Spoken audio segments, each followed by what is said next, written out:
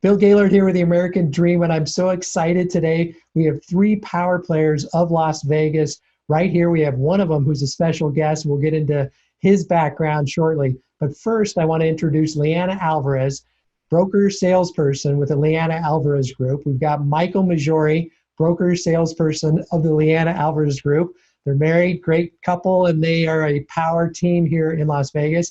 And our special guest is David Tina. He's the broker owner of Urban Nest Realty, and he's a regional vice president of the National Association of Realtors. So welcome. Thank you guys for being with us. I can't wait for our discussion today. We're going to get a lot of information out there. So first, what I want to talk about is, David, tell me what the NAR is, the regional position, and what is that all about? So NAR is all realtors board. It's our board for the United States, the whole country, and they are at our parent company at 1.4 million agents. Being a regional vice president, Region 11, I encompass 6 states.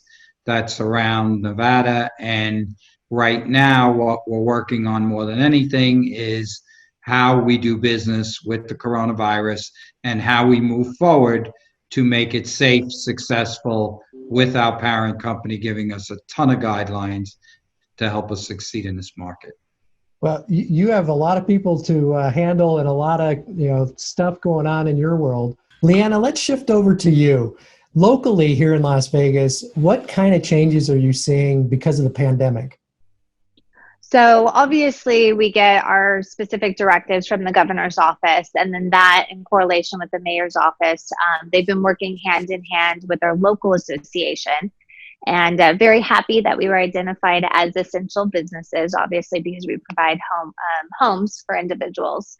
So we've seen some restrictions, not as many restrictions as other states. We can't do open houses. We can't force access or showings on properties that are not owner occupied. And it's really at the seller's discretion whether or not they feel comfortable allowing showing. So there's definitely been some changes and adjustments, but we're still working away and just kind of, abiding by the rules, but still making things happen. Still making things happen, still in business, essential business here in Las Vegas. And Michael, I know that there's been so many renters that have been impacted by this. I know that you do a lot in the way of property management. How has it affected that property management? How has that been impacted?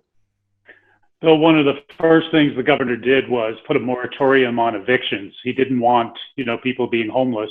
And as a result of that, there's a bunch of rules that affect both the landlords and the tenants and homeowners.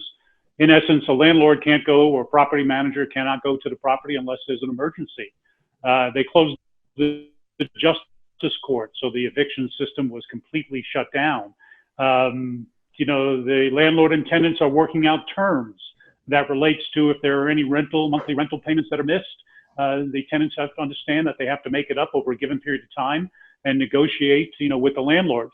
Cannot post any eviction notices on doors, on mailboxes, can't change any locks.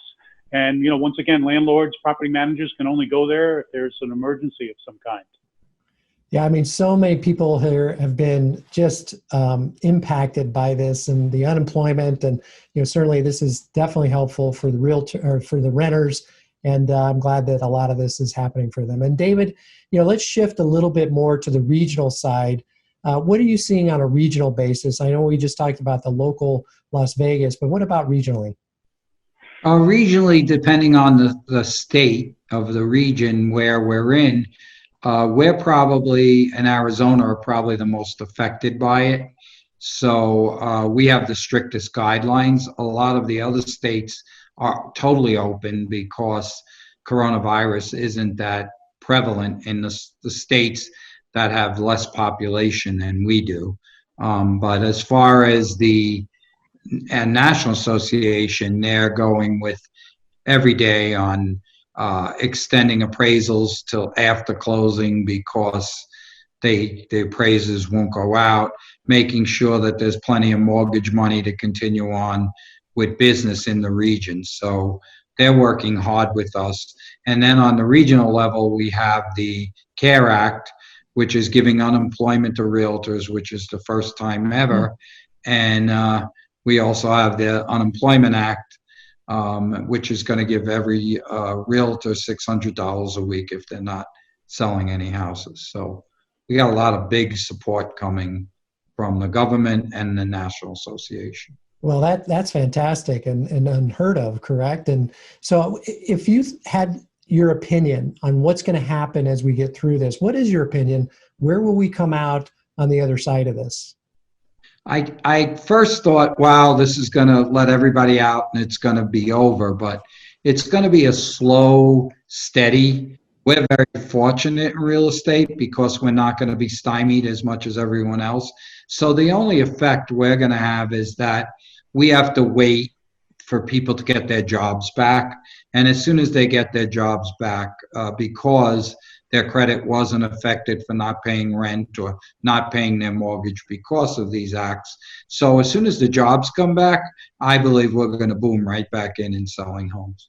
Interesting. And Michael, here locally, have you seen any impact in regards to pricing right now and days on the market? And what's the local side in Las Vegas on the pricing and days on market? Well, Las Vegas is a very interesting real estate market. We have been for the past couple of years seller's market, and what it means we're under 6 months of inventory.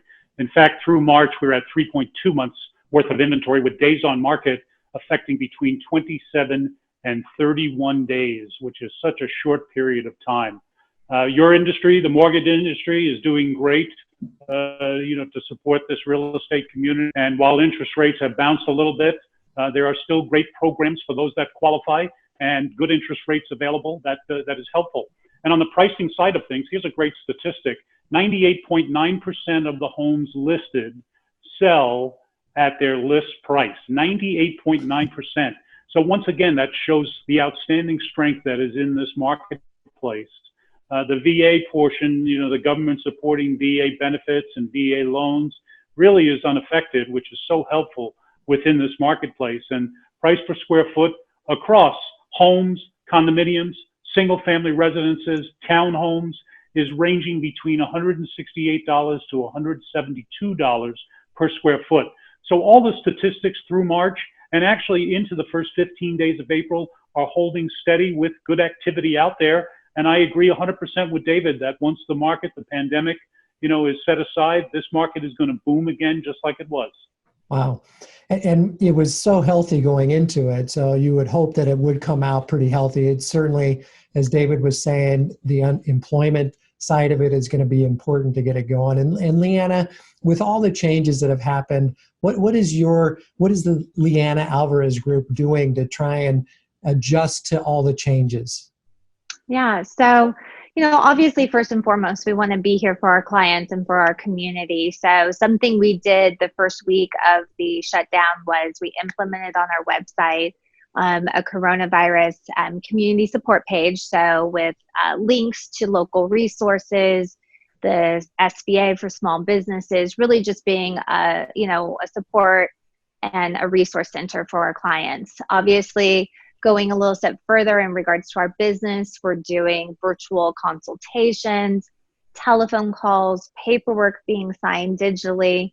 So a lot of things that actually at Lianna Alvarez Group we've been doing for years because we work with a lot of out-of-state relocation clients. So it's been a really natural transition for us over to, let's say, the virtual agent kind of platform.